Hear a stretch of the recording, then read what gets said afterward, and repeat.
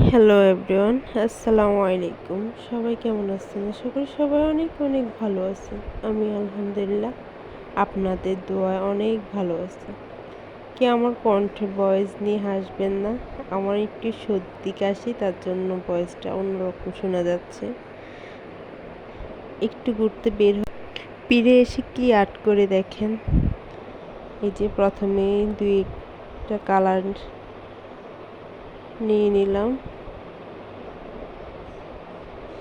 এখানে নীল আর লাল, তারপরে দেখেন আমি কি আর্ট করে নিচ্ছি। প্রথমেতে আমি একটু পেন্সিল দিয়ে একটু করে নিয়েছি। এখন আমি সিগনেচার কলম দিয়ে আর্ট করে নিচ্ছি বীর মুক্তিযোদ্ধাদেরকে। খুব সহজে আর্ট করতে পারবেন এটা। আপনার বাচ্চারাও এটা খুব সহজে আর্ট করতে পারবে। চারপাশে একটু কলম দিয়ে আর্ট করে নিব। আমি চারপাশে একটু নীল রং দিয়ে কালার করে নেব।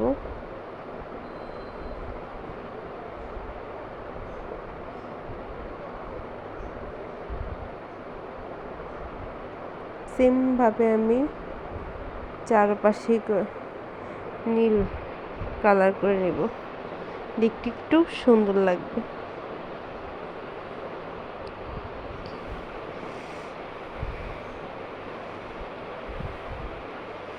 এখন আমি মানুষগুলাকে কালো রং দিয়ে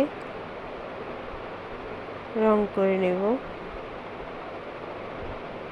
চাইলে আপনারা যে কোনো কালার দিয়ে রং করতে পারেন, কিন্তু কালোটাই বেশি ভালো লাগে।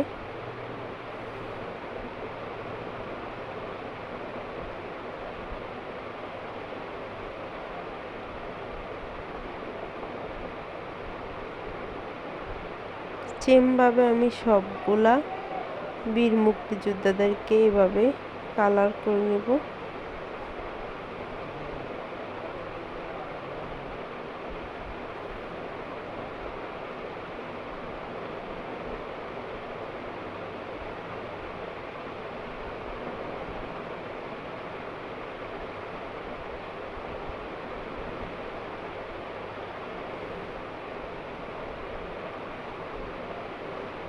সবাইকে আরেকবার বলে রাখতেছি, কেউ আমার ভয়েস নিয়ে হাসবেন না। আমার ভয়েসটা অনেক বাজে শোনা যাচ্ছে, কারণ আমার অনেক সর্দি লাগছে তার জন্য। আর আমার কথায়ও অনেক ভুল ভ্রান্তি আছে, সবাই ক্ষমা করে দিবেন।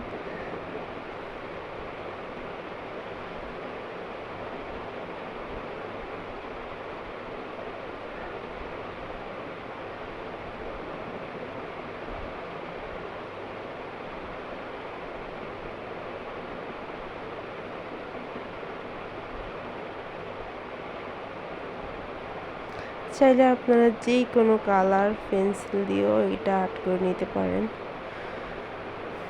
আমি কোটার রঙগুলা ইউজ করতেছি।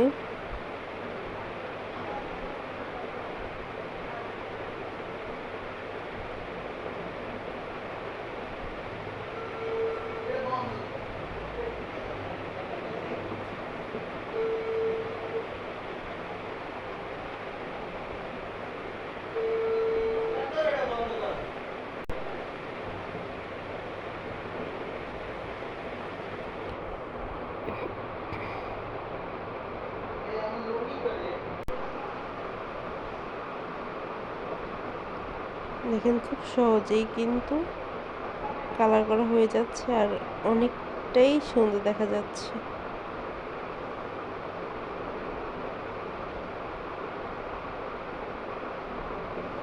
আমাদের বীর মুক্তিযোদ্ধারা অনেক কষ্ট করে এই দেশ স্বাধীন করেছে।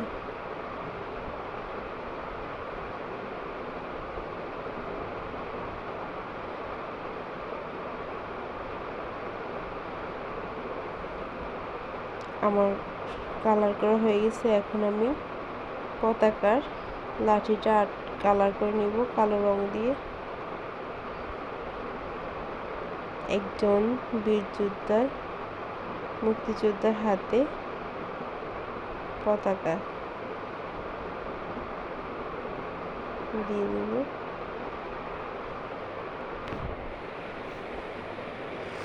এখন আমি সবুজ কালার দিয়ে সুন্দর করে পতাকা আর্ট করে নেব।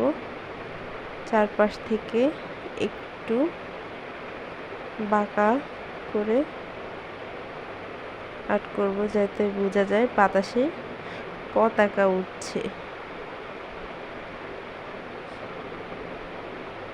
উঠতেছে। দেখেন, একটু বাঁকা ছাকা করে দিলে মনে হবে যে পতাকাটা বাতাসে উঠছে।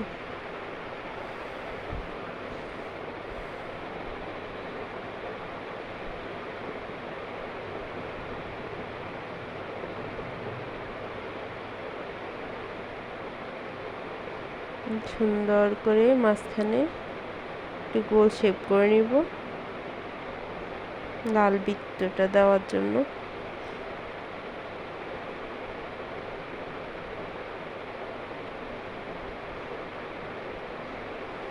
একটু তেরা বাঁকা হলে সমস্যা নাই, লাল কালারটা দিয়ে সুন্দর করে গোল করে নিলে হবে। আমি এখন লাল কালারটা করে নেব আস্তে আস্তে।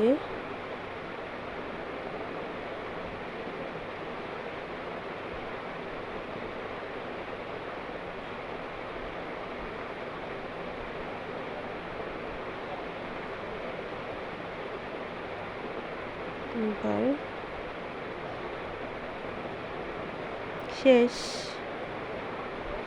খুব সহজেই হয়ে গেল আর্ট। বীর মুক্তিযোদ্ধা এর হাতে পতাকা আর্ট বাংলাদেশ।